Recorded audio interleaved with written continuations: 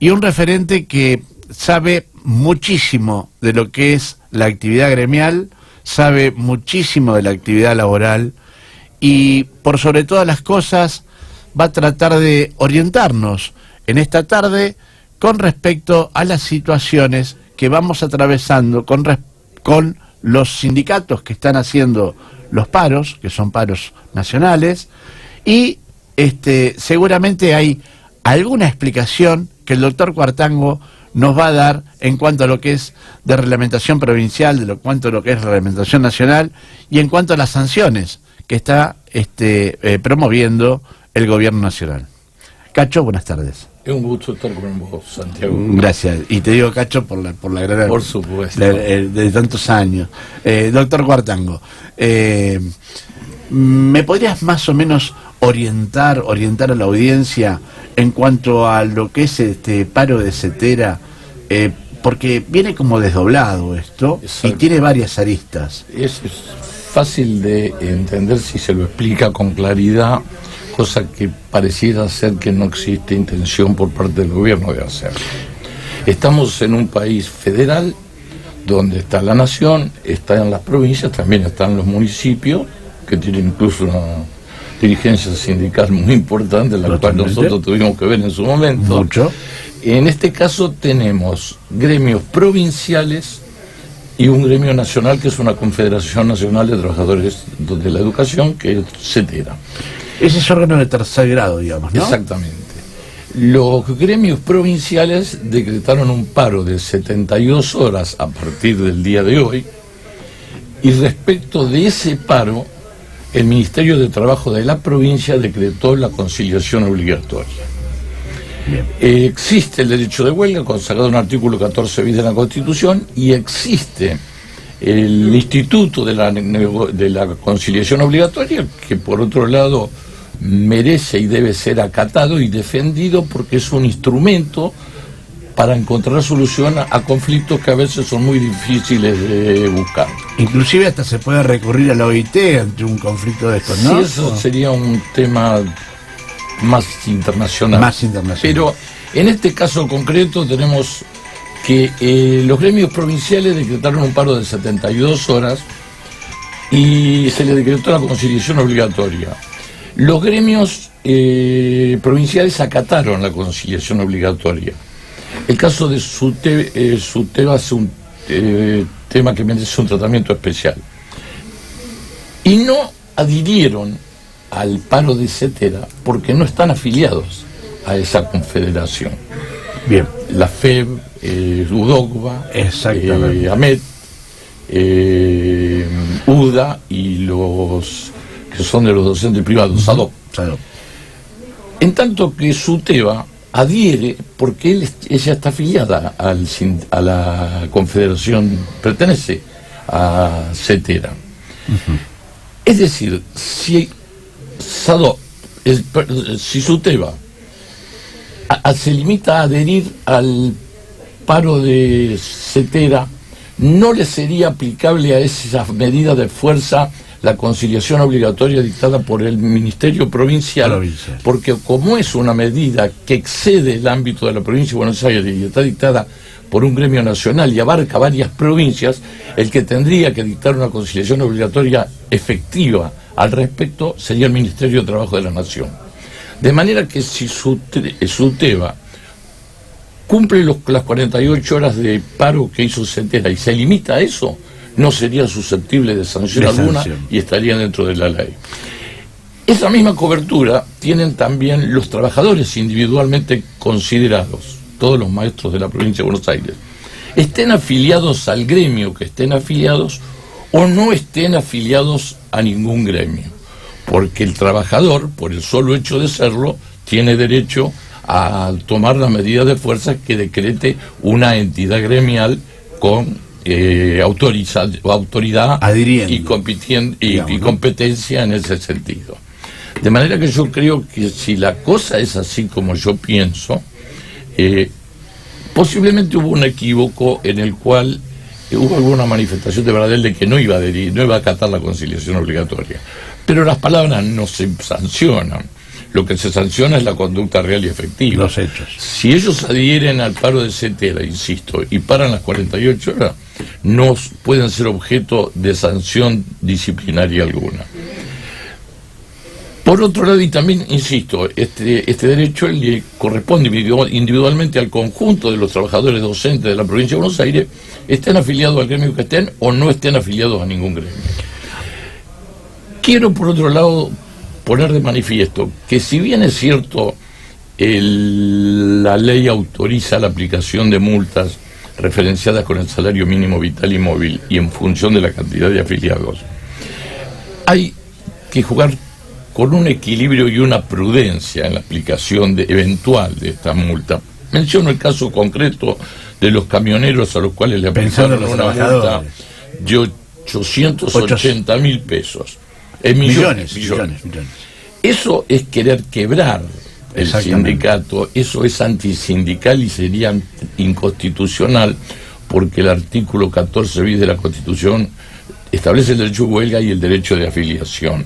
Yo creo que la justicia le va a poner coto a esa sanción extremada, exagerada, y que tiene por objeto arruinar a un sindicato e intimidar al resto. Exactamente.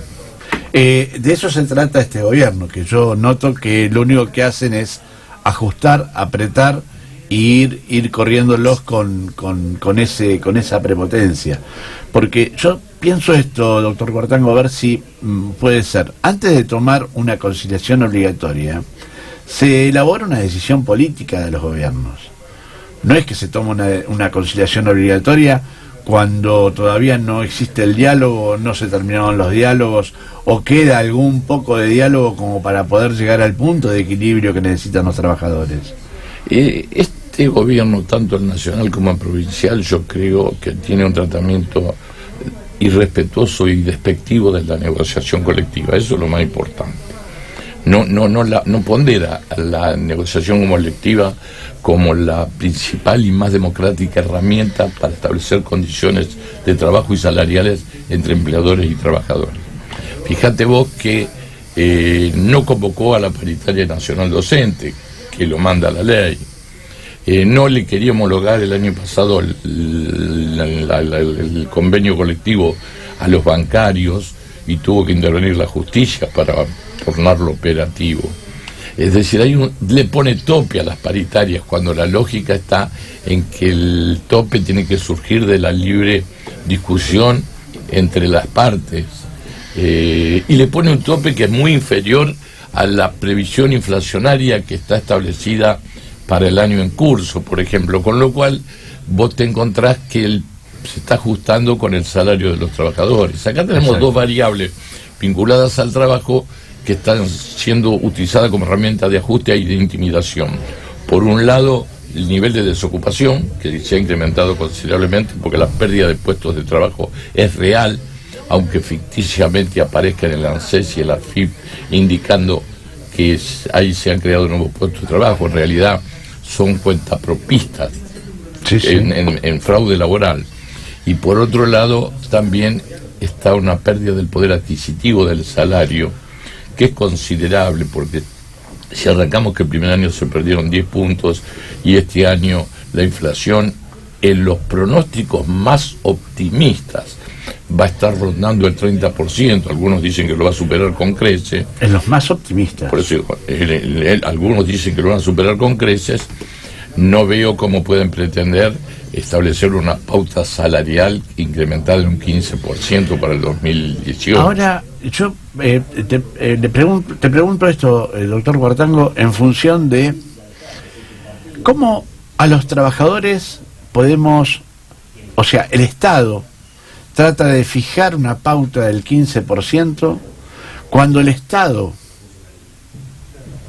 se aumentó los salarios para ellos en más de un 32%. Bueno, esos son conductas y comportamientos que lo deberá juzgar la ciudadanía cuando tenga que ejercer el derecho de voto.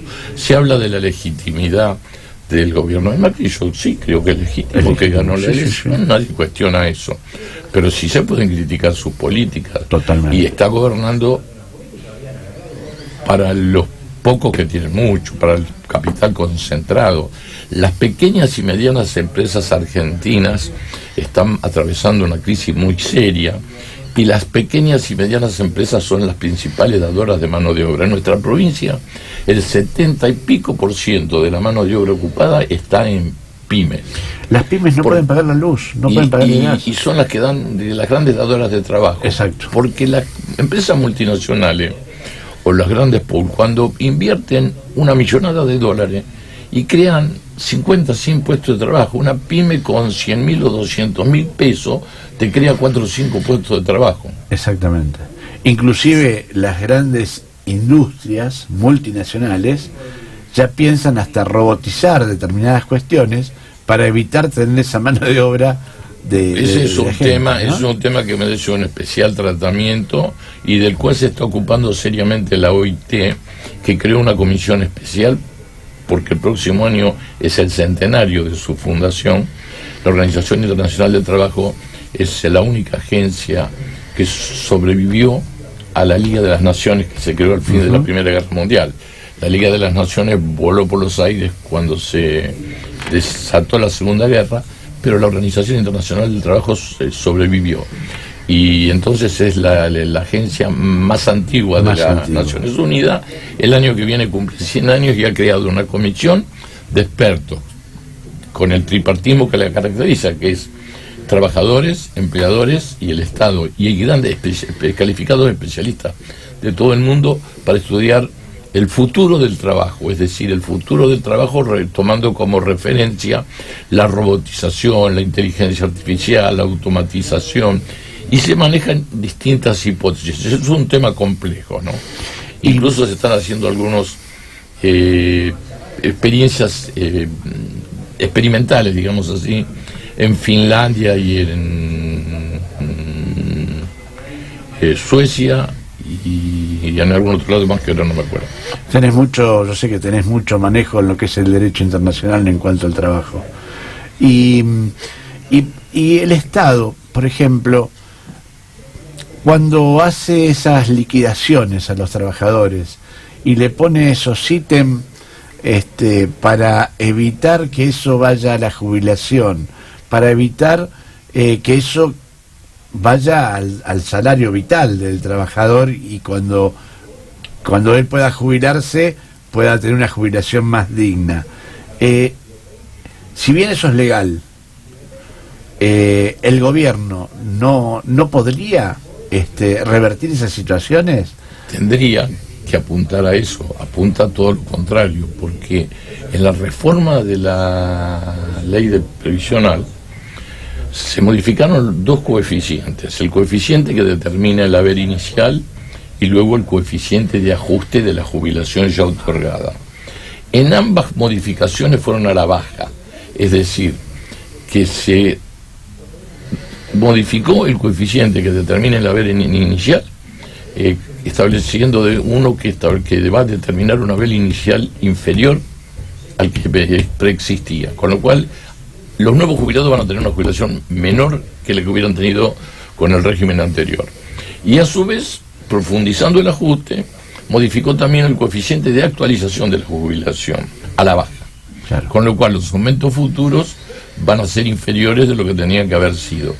Incluso hubo ya algún pronunciamiento judicial en contra de esa medida. Y por otro lado, ahí no termina la cosa. Hay planificado otra reforma previsional que busca desenganchar el ajuste de la actualización de las jubilaciones de la inflación. Claro. Esto ya te anticipo que lo están trabajando. Que el salario vaya por la escalera y la inflación vaya por el ascensor. Tal cual. Y ello agregale que vía PAMI se le están recortando beneficios y asistencia médico, cobertura a los jubilados.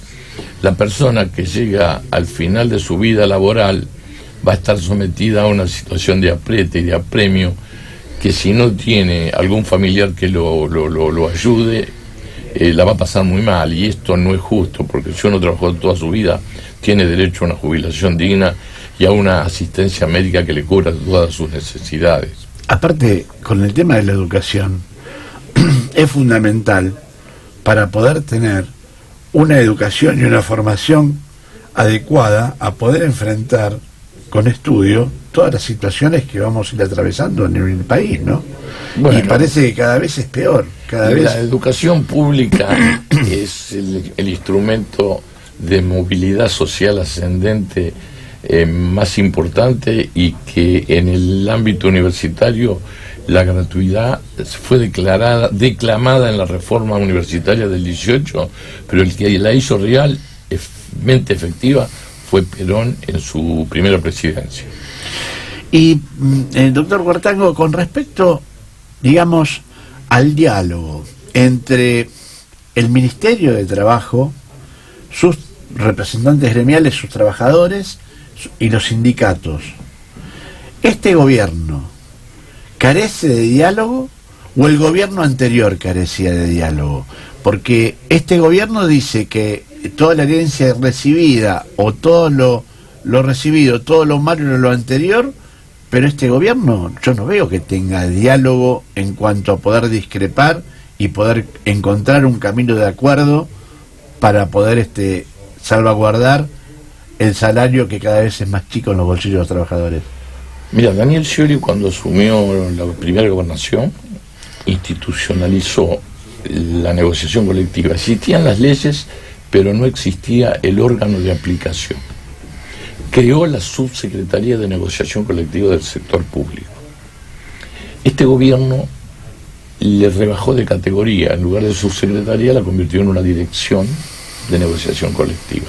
Muestra claramente la importancia que le asigna al instituto. Además, un dato no menor a ser tenido en cuenta, y que vos habrás podido apreciar, es: ya no se celebran más las negociaciones colectivas en la sede del Ministerio de Trabajo, sino que se celebran en la sede del Ministerio de Economía. Eso te marca bien a las claras dónde está parada la cuestión. Cuando las cuestiones salariales las manejan los ministros de Economía, a los trabajadores les va mal.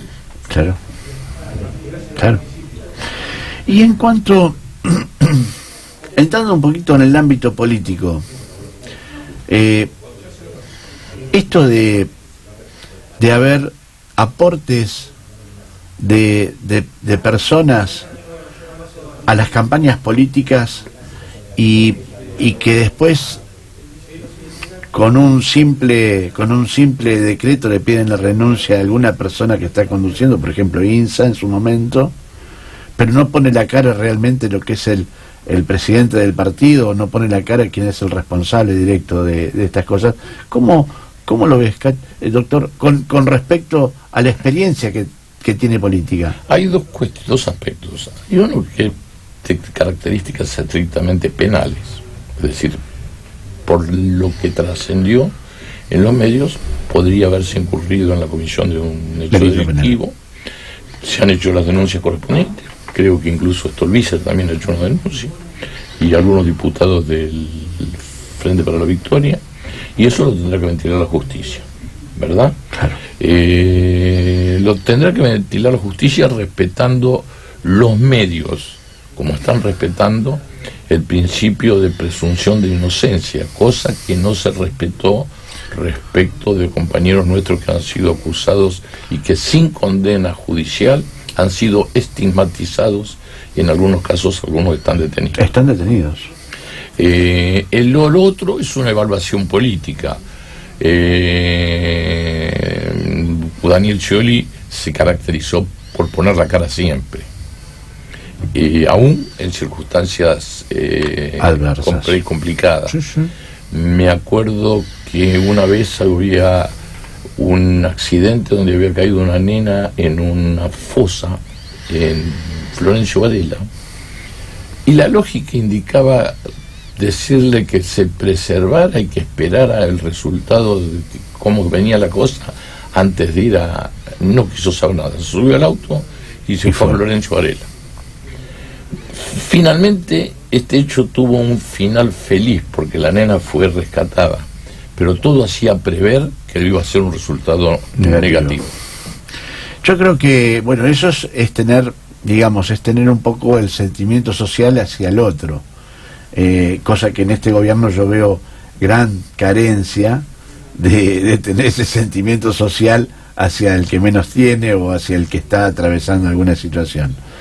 Pero volviendo, digamos, a la parte de los trabajadores y volviendo a camioneros, que camioneros con ese dictamen de 880 millones de pesos en cuanto a la multa que le quieren cobrar, yo para mí que pueden llegar a quebrar el sindicato, ¿no? Y si no lo llevan a la quiebra, pegan el palo. Yo creo que la justicia va a modificar, si no va a voltear y anular la multa, por lo menos la va a morigerar en su cuantía. Eso estoy absolutamente seguro. Por otro lado, hay un error conceptual, porque dijeron que primero tenían que pagar y luego apelar. En realidad, eso es aplicable a los impuestos, no a las multas. Es decir, cuando vos debes un impuesto y considerás que es injusto o que no te corresponde, tenés que pagarlo y luego repetir judicialmente para que te reintegren su importe con más las actualizaciones correspondientes, porque eso tiene la lógica de que el impuesto está para cubrir las necesidades presupuestarias. En tanto, en este caso no se trata de un impuesto y un ingreso destinado a solventar el funcionamiento del ministerio, sino que se trata de una sanción por un incumplimiento, de manera que no existe el principio paga y repite o solo repere, como se dice en latín. Aparte del pagar, implica a sacarle a los trabajadores la posibilidad de salud, la posibilidad de varias cosas. Es muy complicado. Yo creo que esto la justicia lo va a rever. Lo tiene que rever. Y en cuanto a la pelea que hay entre el gobierno, la CGT, esa pelea que hay intestina, ¿vos creés que se puede llegar a normalizar, o esto va a implicar a que las organizaciones sindicales podamos llegar a unirnos entre todos como para poder enfrentar unidos y organizados contra el modelo neoliberal, ¿no? Bueno, yo creo que si los gremios no hacen un frente común y de la misma manera el espectro político opositor no se une y genera un frente electoral que nuclea a todos los sectores que pensamos medianamente parecidos, no exactamente igual, vamos a cometer un gran error, porque es necesario ganarles las elecciones presidenciales y en la provincia de Buenos Aires y en el 2019. Y en primera vuelta. Bueno, eso sería lo ideal. Pero porque te hace ir a balotaje, tienen que ir en un marco de unidad de los distintos sectores. El mismo Perón era frentista, porque decía que el peronista eran muchos, pero que con ellos no alcanzaba. Y volviendo, digamos, al salario de los trabajadores, ¿recordás en tu época de ministro de Trabajo, a valor dólar, cuánto recibía un trabajador, y a valor dólar, cuánto recibe hoy? Nosotros estuvimos 8 años como en el Ministerio de Trabajo durante toda la gestión de Daniel Scioli. Un solo año se negoció 1.2 menos que la inflación. Un solo año. El resto de los 7 años, todos los años se negoció una pauta por encima de la inflación, es decir, que el salario iba mejorando el poder adquisitivo de los trabajadores año a año. Vos pensás que si vos das un par de puntos por encima de la inflación por año, en 8 años estás dando el 16% de poder adquisitivo real. Es decir, vos vas a poder comprar un 18% más de cosas.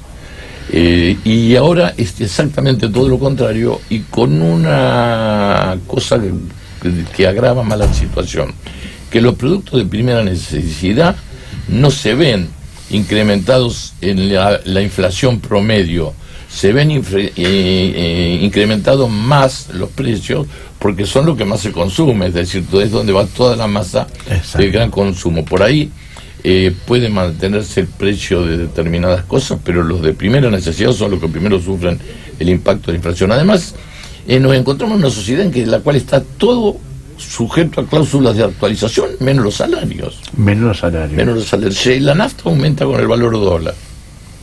La deuda externa aumenta con el valor dólar. Se están cambiando las LEVAC a letes que son letras de pesos a letras en dólares. Y lo único que queda en pesos y por debajo de la inflación es el salario. Es decir, ese es el punto. El ajuste se está haciendo sobre los sectores que menos tienen. Más vulnerados, sí. Es una gran transferencia de fondos. Hacia el capital concentrado. Sí, sí. Y yo, por ejemplo, esto en algún momento va a tener que hacer un clic, esto. La sociedad, yo voy caminando por distintos lugares y voy conversando con la gente, y la gente es como que está agotada de esta situación. Cada vez tiene la heladera más vacía y ya pierden las esperanzas. Y por otro lado, si tienen una cooperativa, si tienen una cosa, les da miedo hasta opinar para que no se la saquen. El punto es el siguiente: el acuerdo con el Fondo Monetario Internacional todavía no se ha manifestado en toda su plenitud. Incluso el presidente Macri dijo que las metas en el año 2018 van a ser sobrecumplidas, lo cual dice que el ajuste va a ser mayor que el que pide el fondo. Y realmente en la parte más difícil de este segundo semestre del año se va a ver con mucha crudeza la pérdida de poder adquisitivo del salario, el incremento de los productos de primera necesidad y las necesidades de los que menos tienen. El aumento de las tarifas, el aumento del transporte. Las tarifas, la nafta, sí. que incide automáticamente sobre los precios. Por eso hice hincapié en que los pronósticos más optimistas hablan de una inflación del 30%. Yo no tengo duda de que la va a superar. Mira, yo hablé de un dólar de alrededor de 36 pesos, 37 pesos en su momento. Silvina Bataki, que es nuestra ministra de Economía, dice que la inflación va a superar el 32-33%. Claro. Es lo que se está previendo.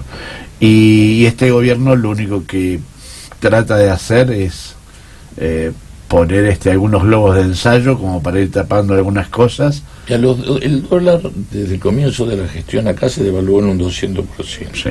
El peso, perdón. El dólar se sobrevaluó. Con respecto a las jubilaciones, se incrementaron en un 70 y pico % y los salarios en un 90%. Es decir, está clara. Pero se perdió más o menos un 140% de lo que es el salario real en cuanto a lo que es la economía diaria de caja de y porque supermercado, al haber un menor flujo de dinero para comprar cosas, cada vez compra menos la gente, y al comprar menos se genera recesión, lo cual afecta a las pequeñas y medianas industrias y empresas y provoca un círculo vicioso: más recesión porque yo tengo que despedir o reducir la jornada de trabajo para poder pagarle a los trabajadores, y eso genera más recesión, y en función de esa mayor recesión debo reducir aún más mi actividad económica, y este es un círculo perverso. En cambio, cuando vos mantenés la actividad económica e inyectás los fondos al mercado, generás un circuito positivo que hace que cada vez haya más actividad. Claro. Incluso las expectativas también tienen que ver con eso. En la crisis del 2008-2009, que afectó al empleo a nivel global, como hubo políticas activas del Estado nacional y provincial, en el caso de Buenos Aires, en defensa de las fuentes de trabajo, la crisis que en el mundo hizo estragos con los empleos en nuestro país pasó casi desapercibida. En este momento hay una ausencia total del Estado que deja el empleo librado a los avatares del mercado. Y por otro lado hay una ausencia también del Estado en temas como la salud y la seguridad en el trabajo, que eso es mucho más grave, porque ahí está en juego la integridad física y la vida de los trabajadores. Hablando de la seguridad en el trabajo, quiero que me ayude, doctor Cuartango, a desasnarme de una situación que se vive con las cooperativas. Las cooperativas se crearon para tener asociados y que sus asociados puedan interactuar entre ellos generando algún tipo de trabajo y administrar y percibir sus saberes en comunidad, a sabiendas de qué es lo que se recibe, qué es lo que se cobra, cómo se reparte. Si es un anticipo de utilidades. Lo que cobra mes a mes es a cuenta de las utilidades que se van a tener a fin de año. Exacto. Y yo estoy viendo que el Estado actual, el Estado local, el Estado provincial, tienen esas cooperativas donde los cooperativistas en sí nunca tienen una asamblea, no saben por qué cobran 4.000 o 5.000 pesos, no saben si compran o no compran insumos para su seguridad, que no los tienen tampoco, no saben si el día de mañana van a tener un aporte o no saben si le hicieron un monotributo social o no. Bueno, mira, en principio el tema de las cooperativas es un tema que excede la competencia del Ministerio de Trabajo y es competencia del Ministerio de la Producción, ¿verdad? No obstante ello, nosotros, ante la realidad de que había gente trabajando en cooperativas de trabajo, y que era muy común verlos pintando los cordones en el Camino Centenario, por ejemplo, hicimos acuerdos con las autoridades de esas cooperativas para capacitar a los trabajadores a tomar las medidas de precaución mínimas e imprescindibles. Por ejemplo, me pasó a mí personalmente, iba yo un fin de semana manejando mi auto, siendo ministro, y veo que el cono, viste que ponen unos conos para ir marcando que hay gente trabajando, el trabajador lo había puesto muy cerquita donde estaba él. Entonces, si el auto lo veía, ya estaba encima y se lo podía llevar por delante. Claro. Yo tomo nota, primero paré y le dije, mira, no te lo tomes a mal, pero el cono lo tenés que poner a 20 metros, porque de esa manera el auto se va abriendo con tiempo. Y ahí tomé nota y tomé los recaudos necesarios para contactarnos en el mundo de las cooperativas y darles capacitaciones sobre cosas tan simples como esas, pero que les salvan la vida. Sí, eso es fundamental, pero voy a ir un poquito más al hueso, porque a veces hay detrás del telón... Hay dos cosas. Las cooperativas de trabajo pueden ser reales y correctas, o pueden ser un fraude laboral donde haya dos vivos que se lleven las partes del león. Eso es lo que tiene que controlar muy puntualmente la autoridad de aplicación en materia de cooperativas, es decir, revisar los balances. ¿Y por qué no sus propios afiliados? Está bien, pero el propio afiliado es un pobre trabajador que no sabe lo que tiene que hacer. La autoridad de aplicación tiene que cubrirlo. Y la autoridad de aplicación tendría que estar encima de esas cosas. Por supuesto, cosa que no se hace. No se hace. Esas son situaciones de claro fraude laboral, donde en realidad es una cooperativa. Y quedan desprotegidos. Bajo la forma de una cooperativa que no es tal, hay 2 o 3 vivos que se llenan los bolsillos a costa de los pobres que trabajan por unas monedas. Gracias, Cacho, por esto que me estás asesorando con respecto a esto. Porque ojo, pero nosotros lo haremos bien, no estigmaticemos a la cooperativa de trabajo. Hay gente como herramienta es una herramienta excepcional de la economía social. Lo que pasa es que, como toda herramienta, fue creada excepcionalmente. Un martillo sirve para arreglar una silla o para romper la cabeza. Depende cómo uno lo use. Claro. Esa es la realidad. Y Oscar, te pregunto con respecto a astilleros. ¿Cómo? Ese es un tema. ¿Cómo ves la situación de astilleros con respecto a lo que le está sucediendo hoy? Nosotros en nuestro país no tenemos flota fluvial. Los ríos argentinos son navegados por barcos de nacionalidad paraguaya. Y a vos tenés idea de que el río Paraná es un método de transporte barato y ecológicamente perfecto. Sin embargo, nosotros no tenemos barcos, los barcos son paraguayos. Entonces, el astillero tendría que estar trabajando a full para construir barcazas, para trasladar los productos desde las economías regionales hasta el puerto de Rosario o hasta el puerto de Buenos Aires. E inclusive, en su momento, Perón había creado una flota de ultramar, ¿verdad? Claro. Porque entre otras cosas, el transporte es un valor agregado que se le da al producto y que se lo están llevando otros y nosotros no participamos en ese negocio. Bueno, pero ese negocio es importante que el Estado pueda participar y pueda ayudar. Yo creo que sí, incluso hay que establecer una política de transporte donde combine racional y equilibradamente el transporte fluvial con el transporte ferroviario y el transporte automotor. Porque, por ejemplo, lo que sale de Jujuy se puede trasladar vía ferrocarril o vía camión hacia el puerto de Resistencia y ahí se lo embarca y se lo trae hasta el puerto Rosario o Buenos Aires. Vos sabés que sale más caro el flete desde Jujuy o Salta al puerto Rosario o al puerto de Buenos Aires que lo que cuesta llevar el producto desde el puerto Rosario o el puerto de Buenos Aires a Europa. Sí. Bueno, esto es un contrasentido total. Entonces, una política de yo no soy especialista en el tema, toco de oído la música, no la letra, pero una política de transporte que coordine en forma eficaz y complementaria a los distintos medios de transporte va a bajar los costos de las economías regionales o le va a elevar la productividad, y de esa manera van a poder ganar más con la misma cantidad de productos, porque ahora se lo come todo y las hace que no sean competitivas el elevado costo del transporte. Cuartango, con respecto al Ministerio de Trabajo, ¿notás que las políticas que trata impulsar el Ministerio de Trabajo hoy son adecuadas? ¿O notás que el Ministerio de Trabajo está tratando de hacer todo lo que le piden de afuera, ajustando, y no le importa dónde lleguen?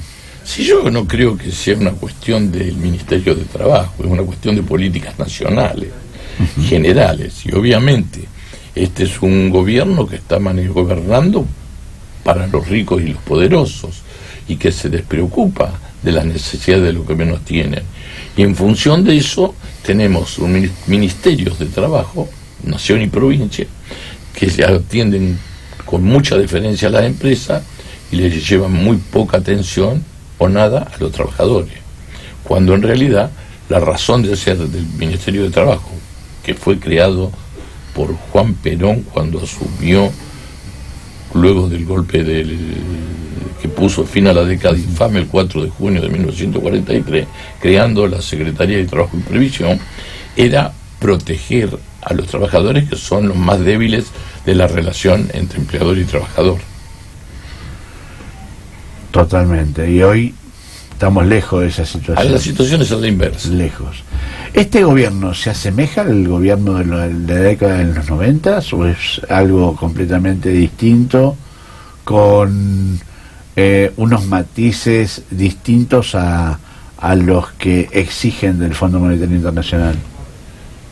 El Fondo Monetario Internacional sigue siendo el mismo, no nos llamemos a engaño. ¿No es amigo nuestro? El Fondo Monetario Internacional nos cobra intereses más bajos que los que cobra el mundo financiero, pero como contrapartida te impone las condicionalidades, es decir, te marca las políticas. El que marca las políticas económicas del Estado pasa a ser el Fondo Monetario Internacional y ya no más internamente. La soberanía económica ha desaparecido, la independencia económica ha desaparecido, está en manos del Fondo Monetario Internacional. Tal cual. Y por eso nos imponen medidas de ajuste y nos imponen condicionalidades que tienen que ser aceptadas, porque no hay otra alternativa. Cuando aceptaron volver al Fondo Monetario y pedirle semejante cantidad de dinero, tuvieron que aceptar todas las condicionalidades que ellos le imponen, aun cuando digan lo contrario, y a los hechos me remito. Por eso algunos medios nacionales manifiestan que el gobierno anterior tomaba créditos a tasas mucho más altas de lo que es el Fondo Monetario Internacional, pero las condiciones las ponía el Estado. Las condiciones las ponía el gobierno. El nivel de endeudamiento del gobierno anterior fue cuando le entregó el poder a Mauricio Macri, el país estaba mucho más desendeudado de lo que está ahora, con mi relación al Producto generando un país para todos y no un país para pocos. Y hoy por hoy el Fondo Monetario lo que está generando es algo para muy pocos. Exactamente, pesada herencia va a ser la que van a dejar ellos. Exactamente. Que esto no lo vamos a ver nosotros, creo, ¿no? Lo van a pagar. Hay un crédito a 100 años. Claro. Claro. Cacho, perdón, doctor Cuartango, perdóname que me sale el cacho en cuanto a la relación que tenemos. Que si tuvieras que asesorar a Moyano, ¿qué tips le tirarías? ¿Con respecto a qué? A la situación que él está atravesando. Bueno, se tiene que manejar con mucha prudencia, porque este es un gobierno que tiene malas intenciones.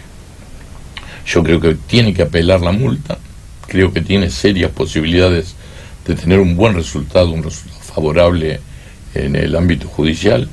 La justicia del trabajo, tanto de la provincia de Buenos Aires como de la capital, es una justicia independiente y seria, no como la descalificó el presidente Macri, ¿no? Es una justicia independiente y seria, y que le ha puesto límite y coto en más de una ocasión. Hace poco acá en la provincia de Buenos Aires un tribunal de trabajo le ordenó convocar a la paritaria docente de la provincia porque no la estaban convocando. Claro. Es decir, todas esas cosas muestran que es una justicia proba, una justicia, jueces serios, jueces probos, jueces honestos, y creo que los resultados se van a ver con el tiempo. Y ahora creo que los gremios hicieron muy bien en acatar la conciliación obligatoria, porque de lo contrario los iban a maltratar. Por otro lado, la conciliación obligatoria lo único que hace es patear la pelota para adelante durante 15 días hábiles, susceptible de ser prorrogado por 5 días más. En definitiva, se consigue una paz social durante 20 días hábiles. Claro. Que es un mes. Digamos, como para ir cerrando, ¿vos crees que esto que le sucedió a Vidal en cuanto a lo que le estalló de ese mal manejo partidario es una pelea de equilibrio del gobierno nacional de Macri, Peña y el Macri, Peña y el asesor mediático que tienen, no me sale el nombre, Durán Barba, contra Rodríguez Larreta, y la jugada que pretendía hacer Vidal, queriendo tomar mejor posicionamiento que Macri? Sería muy arriesgado de mi parte decir que sí o que no. O que no. Eso lo evaluará cada uno, y yo no tengo información fidedigna como para poder tomar una posición. Lo que sí creo es que ahí se ha incurrido en un ilícito que tiene que ser investigado por la justicia. O sea que no notas como que hay un chisporroteo en ambos lados. No sé si lo hay o no lo hay. No digo que no ni que sí. Yo digo que además hay otra cuestión: ¿de dónde salió el dinero? Porque por un lado aparecen aportes de gente que dijo no haber aportado. Pero ellos son transparentes, doctor. Bueno, pero ese dinero tiene que haber salido de algún lado, alguien lo tiene que haber puesto. Y si son transparentes, ¿de dónde debe venir? Es la pregunta que hay que hacerse. Por un lado, ¿por qué simularon los aportes de esta gente? Y por otro lado, ¿de dónde se provino ese dinero? Ahora vamos a tener elecciones y la justicia llegará a al menos manifestarse antes de las elecciones con respecto a esto, o quedará en artículo sexto. Tengo mis dudas. Quedará en artículo sexto. Hay grandes posibilidades. Estamos con el doctor Oscar Cuartango, ex ministro de Trabajo de la provincia de Buenos Aires, de la gestión de Daniel Scioli. Y para ir cerrando, le pasamos recién un tips a Moyano, y le podríamos pasar un tips a Baradel. Y te saco dos asesoramientos online gratuitos. Yo creo que Baradel va a limitarse a adherir al paro de la CETERA y no al paro de 72 horas que se había decretado en la provincia de Buenos Aires y que está alcanzado por la conciliación obligatoria. Ya para cerrar, Cacho, ¿hay 2019? Por supuesto. Y contame. No, yo no te cuento nada porque todavía no sé nada, pero que va a haber 2019 no tengo dudas. Yo creo que por un lado el peronismo va a conseguir nuclearse en torno a algún candidato que todavía no está pergeniado quién va a ser, y que por otro lado las fuerzas del Frente Grande, los partidos van a acompañar en un frente nacional para enfrentarlo. Puede que en las PASO nos encontremos en distintos lugares, porque si hay 2 o 3 candidatos, a uno le va a gustar uno, a otro le va a gustar otro. Lo importante yo lo que no tengo duda es que en la elección general yo voy a estar con el que enfrente a Macri. Totalmente. Yo creo que va a ser así. Por eso te digo. Yo creo que va a ser así. Yo eso lo tengo muy claro. Yo trato de hacer una lectura política y a veces de la política, de las pequeñas movidas que se van haciendo en el ámbito político, uno va elucubrando algunos resultados y algunas posiciones. Yo creo que tienen Durán Barba, Peña, el muñeco Peña, Caputo y Macri, tienen un as en la manga como para sacar algún candidato